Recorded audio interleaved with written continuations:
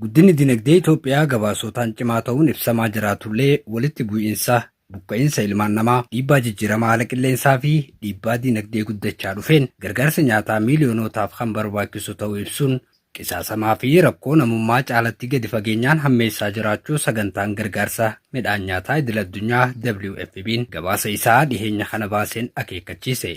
Dhaabbatichi rakkoo nagayaa naannolee hedduu keessatti mul'atu jireenya hawaasaa jeequu fi dhiheessiin gargaarsaa danqamaa jiraachuus eere. Gabaasa ji'a adoolessaa bara 2026 keessa baaseen jimaata waxabajjii kan agarsiisu keessatti WFP'n akka ji'utti dinagdeen Itoophiyaa dandeettii dandamachuu agarsiisaa jira yeroo ji'u dhaabbanni maallaqa idil-addunyaa IMF kan himu. Bara bajataa 2024 hanga 25 keessattis guddinni waliigalaa Riyaal GP'dhaan akka agarsiisutti yoo ta'es dhibbantaa 9.2 guddachuu fi guddinni kunis yeroo jiddu galeessaatti cimaa akka itti fufu tilmaamuu isaatis caqaseeti jira. Haa ta'u malee dhaabbatichi guddinni dinagdee kun haala gargaarsa namummaa fooyyessuu irratti jijjiirama qabatamaa hin fidu jechuunis kaayeeti jira.